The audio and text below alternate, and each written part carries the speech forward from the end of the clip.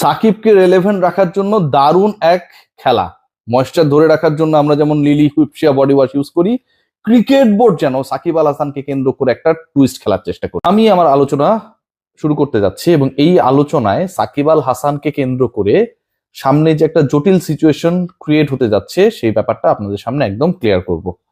সাকিব আল হাসানকে কেন্দ্র করে জটিলতা তৈরি হয়েছে বেসিক্যালি বাংলাদেশ ক্রিকেট বোর্ড কদিন আগে যখন বিনা মেঘে বজ্রপাতের মতো করে খবর দিল যে সাকিব আল হাসানকে বাংলাদেশ ন্যাশনাল ক্রিকেট টিমে খেলানোর যে পরিকল্পনা সেটা রয়েছে, বাংলাদেশের স্বার্থে সাকিব আল হাসানকে প্রয়োজন এবং এই ব্যাপারে গভর্নমেন্টের সাথে বাংলাদেশ ক্রিকেট বোর্ড পরবর্তী সময় কোঅর্ডিনেট করবে এবং সেই কোঅর্ডিনেশনটা আমরা দেখেছি, যদিও শুরুর দিকে সেটা ছিল না। দৈনিক কালের কণ্ঠ রিপোর্ট করেছে, আমি আমার প্ল্যাটফর্মে রিপোর্ট করেছি যে সাকিবের ফাইলস গুলো নিয়ে বাংলাদেশ ক্রিকেট বোর্ড তাদের লয়ারদের সাথে সেই রিপোর্টটা যখন আমরা করেছি সেদিন পর্যন্ত যোগাযোগ করে নাই। পরবর্তী সময়ে সাকিবের যেসব মামলা চলছে, যারা সাকিব ফ্যান আলোচনাটা একটু গুরুত্ব দিয়ে শুনুন, সেই মামলার ফাইলস গুলো ক্রীড়া মন্ত্রণালয় হয়ে সম্ভবত যতটুকু আমরা বুঝি বাংলাদেশ ক্রিকেট বোর্ড থেকে স্বরাষ্ট্র মন্ত্রণালয়ে পৌঁছেছে এবং এই যে মামলার ফাইলগুলো স্বরাষ্ট্র মন্ত্রণালয় পর্যন্ত পৌঁছেছে, আজকে আমরা সবাই জানি ফেব্রুয়ারি 25 তারিখ অলরেডি গন এবং আর একটা ওয়ার্কিং ডে রয়েছে, সেটা হচ্ছে ফেব্রুয়ারি 26। এরপরে আবার দুদিনের বন্ধ 27-28, রাইট? এবং সাকিব আল হাসানের প্রপোজড বাংলাদেশে ফেরার পরিকল্পনা হচ্ছে মার্চের 1 তারিখ বা তার কিছুদিন পরে, মানে মার্চের ফার্স্ট উইকের মধ্যে, কারণ বাংলাদেশে মার্চ মাসের 11 থেকে 15 তারিখ পর্যন্ত যে ওয়ানডে সিরিজটা অনুষ্ঠিত হবে পাকিস্তানের বিপক্ষে, সেখানটাতে সাকিব আল হাসানকে খেলানোর জন্যই তো এই তোড়জোড়।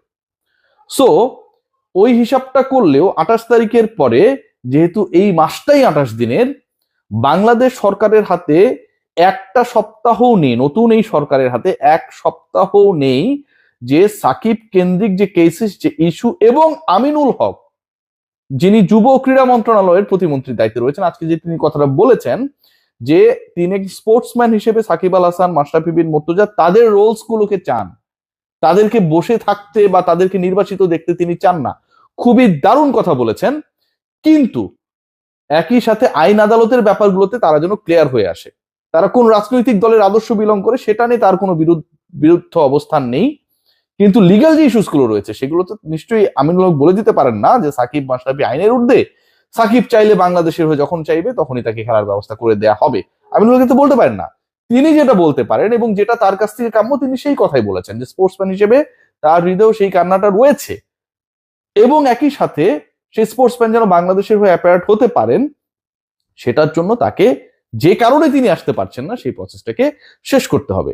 এখন এই প্রসেস শেষ করার জন্য সাকিব আল হাসানের মামলা সংক্রান্ত ইস্যুস গুলোকে ডিসমিস করে দেওয়ার জন্য বাংলাদেশ সরকারের হাতে সময় দেয়া হচ্ছে। মানে আমি আবারও বলছি যে আজকে 25 চলে গেছে, কালকে 26, একটা ওয়ার্কিং ডে, 27-28 হচ্ছে সরকারি ছুটি এবং সাকিব আল হাসানের প্রপোজড যে ডেট লাইন বাংলাদেশে আসার সেটা হচ্ছে ম্যাক্সিমাম ধরেন হচ্ছে 3-4 তারিখ মার্চ মাসের, তাই না? তাকে প্রিপারেশন নিতে হবে। গাজী আশরাফ হোসেন লিপু এবং নির্বাচক প্যানেলের যে সদস্যরা বিভিন্ন প্যানেলে বিভিন্ন পোর্টালে আমরা দেখেছি আলোচনায় যে তারা চাইছেন যে সাকিব আল হাসান যেন আসলে খেলার যোগ্য হয়ে আসেন, 50 ওভারই ক্রিকেট নিয়ে খেলেন নাই দীর্ঘ সময়, সেই ফিটনেসটা যেন পান। তো সাকিবের প্রিপারেশনের ব্যাপার রয়েছে, সাকিবকে কেন্দ্র করে নিশ্চয়ই ন্যাশনাল টিম ম্যানেজমেন্টের পরিকল্পনা রয়েছে, সে কারণে তো সাকিবকে ফেরানোর চেষ্টা।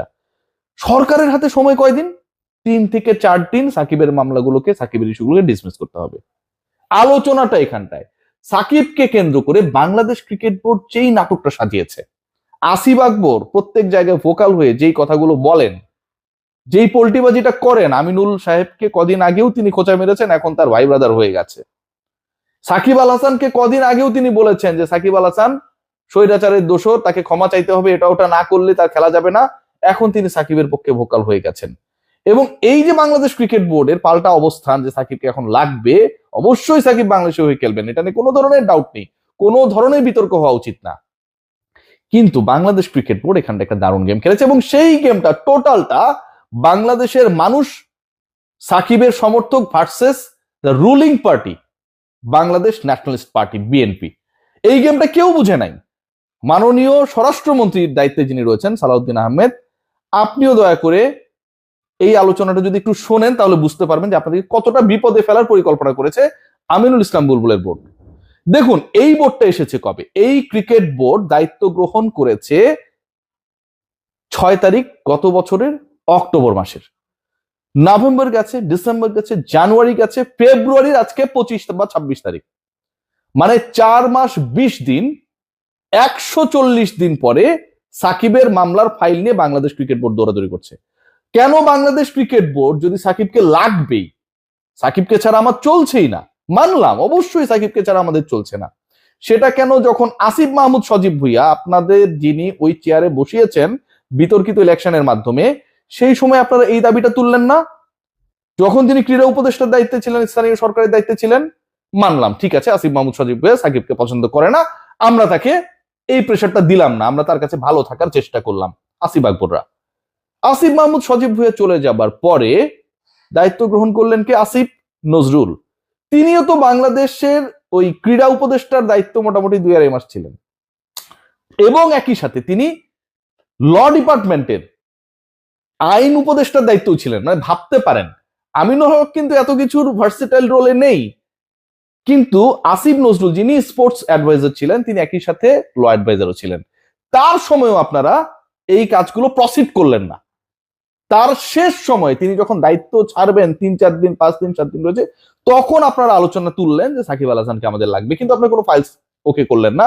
বিসিবির আইনজীবীরা পর্যন্ত তখন পর্যন্ত কোনো কিছু জানতো না যে সাকিবের ফাইল নিয়ে তাদের কি করতে হবে সরকারের সাথে নেগোশিয়েট করার জন্য। যখন নতুন সরকার গঠিত হলো, যখন আসিফ মাহমুদ সজীব ভুইয়া বা আসিফ নজরুল নাই, আপনাদের পছন্দের মানুষগুলো যখন নাই, যখন বিএনপি সরকার গঠন করলো, তখন আপনারা সুপার অ্যাক্টিভ হয়ে গেলেন সাকিবকে ফেরাও, সাকিবকে ফেরাও। কি টুইস্টটা এখানটায়, প্রথমত বিএনপি যদি সাকিবকে ফেরায় তাহলে বিএনপি একটা বড় ধরনের বিতর্কের মধ্যে পড়বে। বিতর্কটা কি? আসিফ মাহমুদ সজীব ভুইয়ারা যে রাজনৈতিক দলটা বিলং করেন, নাসির উদ্দিন পাটোয়ারি তো সেই রাজনৈতিক দলের বড় লিডার। তিনি কি বলেছেন গতকাল? বলেছেন সাকিব আল হাসানের মতো ফ্যাসিস্টকে বাংলাদেশে ফেরানো হলে সবগুলোকে একসাথে করে আরো একটা জনপ্রতিরোধ গড়ে তোলা হবে। বলেছে নাসির উদ্দিন পাটোয়ারি এই কথা বলেছে। তার মানে বিএনপি যদি সাকিবকে ফেরায়, নাসির উদ্দিন পাটোয়ারি, আসিফ মাহমুদ সজীব ভুইয়ার দল এনসিপি, সাকিব বিরোধী, ফ্যাসিস্ট বিরোধী যারা রয়েছে, তারা একটা আন্দোলন গড়ে তুলবে এবং বিএনপিকে বেকায়দায় নতুন করে ফেলবে যে তারা কেন সাকিব আল হাসানকে বাংলাদেশে ফেরালো। পয়েন্ট নাম্বার 1, এভাবে আপনারা একটা বিপদে ফেলবেন। যদি সাকিবকে ফেরাতে না পারে, বাংলাদেশ ন্যাশনালিস্ট পার্টি বিএনপি ধরেন, যেহেতু আপনারা সময় দিচ্ছেন 4-5 দিন, আজকে 25 তারিখ, কালকে 26 তারিখ, একটা ওয়ার্কিং ডে, 27-28 সব, সাকিবকে ফিরতে হবে মার্চের 4-5 তারিখের মধ্যেই। স্বরাষ্ট্র মন্ত্রণালয় সময় পাচ্ছে 4-5 দিন। যদি সাকিব আল হাসানকে তারা ফেরাতে না পারে, তাহলে সাকিবের যারা সমর্থক রয়েছে, বাংলাদেশের ক্রিকেট প্রেমী দলমত নির্বিশেষে একটা বিশাল ফ্যান বেস রয়েছে সাকিব আল হাসানের, তারা তখন বলবে যে সাকিবকে কেন ফেরানো হলো না, বিএনপি, স্বরাষ্ট্র মন্ত্রণালয়, ক্রীড়া প্রতিমন্ত্রী আমিনুল হক ইচ্ছা করে এই কাজটা করেছে। যদি ফেরায়, তখন আপনারা আন্দোলনের মুখে পড়ার জন্য বিএনপিকে আপনারা রেডি করে রেখেছেন যে ঠিক আছে ওদেরকে বিপদে ফেলে দিব। আর যদি ফেরাতে না পারে, তাহলে বিএনপি ব্যর্থ, সাকিব আল হাসানকে তারা ফেরাতে পারে নাই। সাকিবের বিশাল ফ্যান বেজের কাছে স্বরাষ্ট্র এবং ক্রীড়া মন্ত্রণালয়কে ভিলেনে পরিণত করার একটা পরিকল্পনা।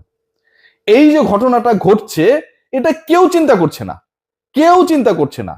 যখন আসিফ নজরুল কিংবা আসিফ মাহমুদ সজীব ভুইয়ারা ক্ষমতায়, তখন আসিফ আকবরদের সাকিবের ব্যাপারে অবস্থানটা হচ্ছে আমরা সাকিবকে চাই না, সে যত বড় খেলোয়াড়ই হোক না কেন, সে ফ্যাসিস্টের দোষ, এরকম বক্তব্য। ঠিক যখন আসিফ নজরুল, আসিফ মাহমুদ সজীব ভুইয়ারা ক্ষমতার বাইরে, যখন ওই ক্ষমতায় বিএনপি, তখন আপনারা বলছেন কি আমাদের সাকিবকে লাগবেই লাগবে, আপনারা দ্রুত ব্যবস্থা করুন, ওকে ফিরিয়ে আনুন, বাংলাদেশ দলের গেলান। কারণ সাকিবকে ফেরালে সাকিবের বিরুদ্ধে যারা তারা আন্দোলন করবে, মানে বিএনপির বিরুদ্ধে আন্দোলন তৈরি হবে, আর না ফেরালে সাকিবের সমর্থকরা বিএনপিকে বুয়া বলবে। এই যে পরিকল্পনাটা, এই যে মেটিকুলাস ডিজাইন করেছেন বাংলাদেশ ক্রিকেট বোর্ডের পরিচালক বৃন্দ, সবার সামনে বলে দিলাম ভাই, ভালো থাকবেন, টেক কেয়ার।